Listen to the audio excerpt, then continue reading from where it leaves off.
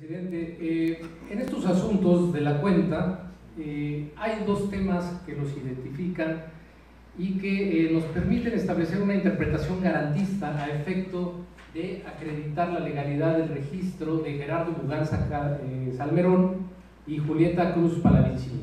Ambos contendieron en procedimientos de selección, de procedimientos de candidaturas independientes. Llevaron a cabo las etapas, pero finalmente no fueron registrados como tales. En ese sentido, en el proyecto se considera que justamente una interpretación garantista, progresiva, permite establecer que no entran en la restricción prevista por el 281 del Código Electoral de Veracruz. ¿Qué otro tema hay de fondo aquí? Que con motivo de su participación en el procedimiento de candidatos independientes,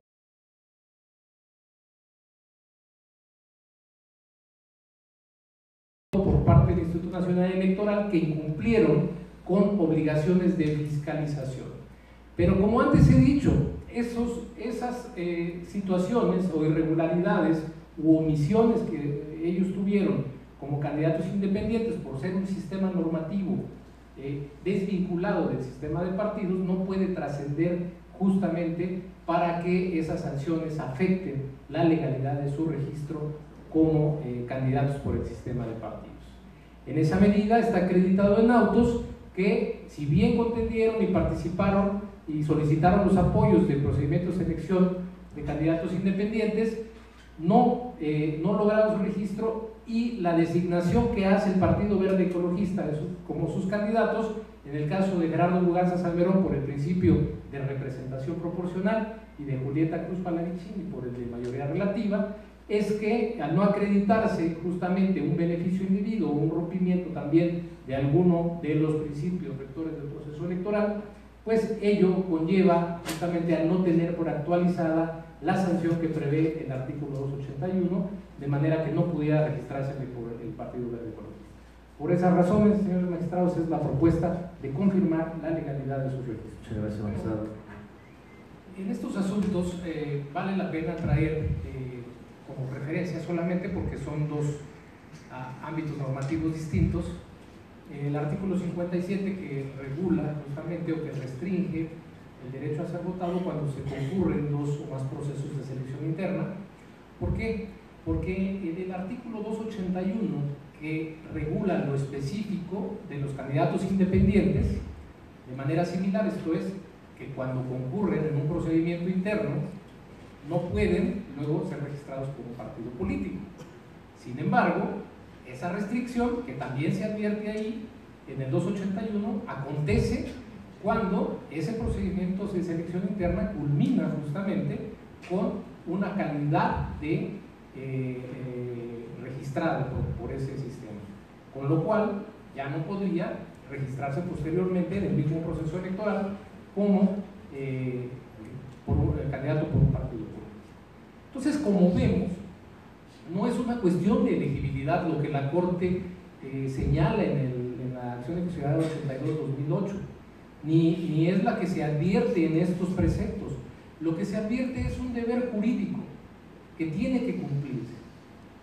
Si ese deber jurídico tiene una facultad correlativa que exige a la autoridad administrativa también negar o cancelar el registro de quien ha contendido en dos procedimientos internos de selección, trátese de candidatos independientes o bien de procedimientos partidistas, pues a mí me queda claro que está justificada la restricción en ese momento. Y por esta razón, creo que aunque en este sistema normativo de candidaturas independientes hay que atender también a la interpretación más favorable de los intereses, no podemos dejar de lado que hay ese deber jurídico. Simplemente yo estoy de acuerdo, anuncio que estoy de acuerdo con el sentido de los proyectos. ¿Por qué? Porque aquí no se acredita justamente que se haya tenido el registro como candidato independiente, ni que se haya obtenido una ventaja indebida. porque si ese fuera el caso, entonces también tendríamos que analizar si procede la cancelación del registro. Entonces, bajo este tenor, quiero sostener con pleno respeto al profesionalismo de mis compañeros y de su trabajo que hicieron en estas propuestas, que haré un voto concurrente respecto de esta interpretación que yo realizo sobre la existencia de un deber jurídico que sí puede traer como consecuencia directa la limitación del derecho de sufragio, siempre y cuando se cumpla con esa exigencia que establece la propia Corte de que se obtenga un beneficio o se viole un principio rector de los procesos electorales. Muchas gracias, en estos arraps de los que se ha dado cuenta, fíjense ustedes que evoca ya una sanción en la que a nivel nacional trascendió la cancelación del registro de Marcelo Ebrard Casaubon. ¿Por qué se canceló su registro? Porque la Sala Superior en el subrap 125 2015, si no mal recuerdo, y en ese rap que fue el de Marcelo Ebrard, estableció justamente que recibió un beneficio de participar en dos procedimientos internos. Primero por el Partido de la Revolución Democrática y después por el Partido Movimiento Ciudadano. En esa medida se acreditó justamente que el hecho de que participes en dos procedimientos simultáneos partidistas, de procedimientos de selección interna, sí puede traer como consecuencia una cancelación de tu registro. Y se entiende que está justificada la limitación al derecho de ser votado. Ahora bien, criterio diverso sostuvo la Sala Superior en el caso de Benjamín Robles Montoya, el aspirante a gobernador en Oaxaca, donde no tuvo por acreditada esa situación, y no la tuvo por acreditada porque hubo una justificación. Primero, el Partido del Trabajo se separa del Partido de la Revolución Democrática y se rompe la coalición. En esa medida ya no podía tenerse como que seguía participando en ambos procedimientos de selección interna. Asimismo quedó acreditada la renuncia. ¿Qué es lo que obtenemos de esos casos? Y de lo que la Sala Superior ha venido sosteniendo en relación con lo que la Corte también se ha pronunciado. Que la simultaneidad formal y material actualiza la restricción al derecho de ser votado. Esto es, que puede llevar a la sanción de que se cancele un registro de un candidato. Y en esa medida, en este caso, si bien queda demostrado que en ambos procedimientos de selección interna partidista sí estuvieron registrados los candidatos impugnados, estos no coincidieron y por tanto no tuvieron una ventaja indebida sobre los otros contendientes. Máxime que en este caso, diversos a otros que vamos a ver, donde intervienen candidatos bajo la figura de independientes, se trata de procedimientos internos partidistas. Entonces, en esta situación, en la propuesta, lo que se propone es interpretar, como sostuve hace unos momentos, que sí se puede actualizar la restricción de la limitación al derecho a ser votado por contender en dos procedimientos de selección interna partidista, siempre y cuando se viole un principio rector del proceso electoral o bien se obtenga una ventaja indebida, lo cual yo sí advierto que está contenido en el artículo 57 del Código Electoral de Veracruz, lo que en el caso no se actualiza y por tanto se propone confirmar el registro de los candidatos impugnados. Es cuanto, magistrado. Gracias, señor magistrado. Buenas tardes a todos. En relación con el expediente RAP 41-2016 y los acumulados,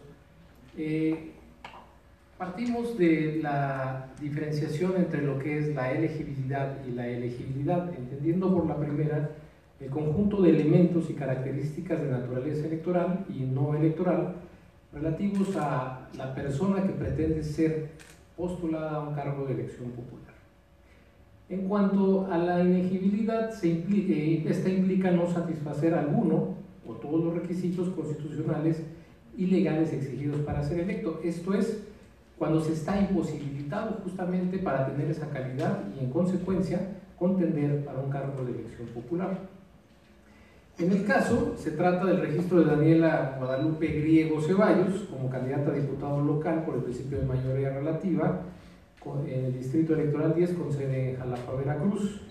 Se razona que justamente los agravios que manifiestan los recurrentes no pueden estimarse o resolverse favorablemente en la medida en que pretenden que haya requisitos exigibles, pero que en nuestra legislación no están expresamente previstos como impedimento para la aspirante a diputada.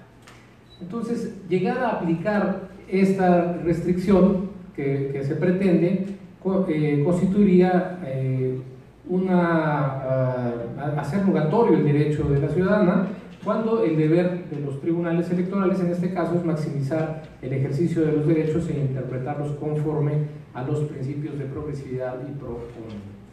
En esa medida, la finalidad de la separación del cargo es impedir la influencia indebida del electorado por encontrarse desempeñando un encargo como servidor público. Sin embargo, como se razona en el proyecto que se pone a su consideración, en el caso no se actualiza esa hipótesis y por tanto se propone confirmar justamente el registro impugnado. Es la cuenta. Muchas gracias. RAP 42, 2016 y sus acumulados.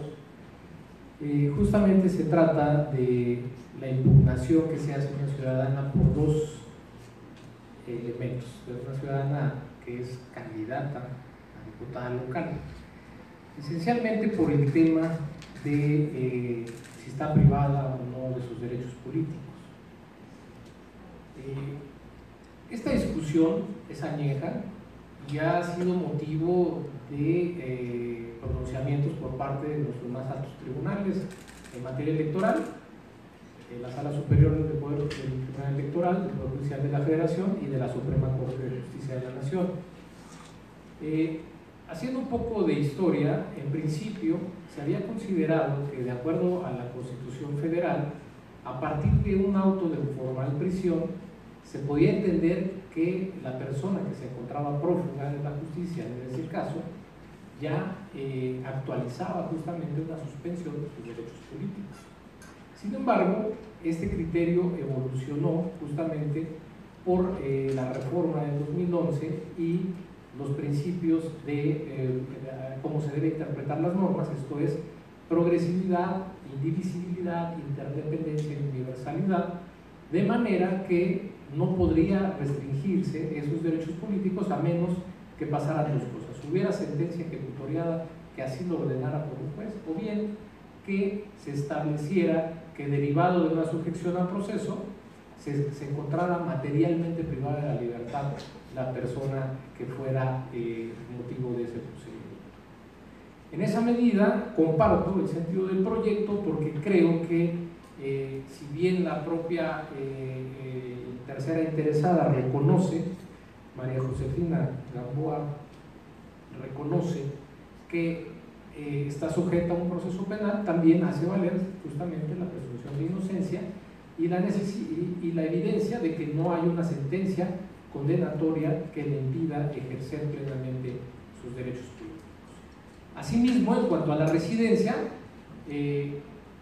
al momento de registrarse se ofrece justamente una constancia que es expedida por la autoridad en ejercicio de sus atribuciones, la autoridad competente, y en esa medida esa prueba tiene eficacia hasta en tanto no sea controvertida con una prueba que la desvirtúe, o bien con otros elementos que, concatenados entre sí, puedan desvirtuar esa constancia. De esa manera, al ocuparse la ponencia en estos dos aspectos de la procedencia del registro, es que comparto plenamente las razones que se escriben en el proyecto. De otras razones que para mí son sustanciales, porque la premisa normativa que se establece en los proyectos, desde mi perspectiva, deja de lado la limitación expresa, específica, que se establece en el artículo 57, donde sí se reconoce que hay una prohibición, solamente que se señala que esa prohibición no puede aplicarse directamente cuando se actualice el supuesto de que dos partidos políticos permitan que participe una misma persona en los procedimientos de selección interna partidista. ¿En qué consiste mi disenso?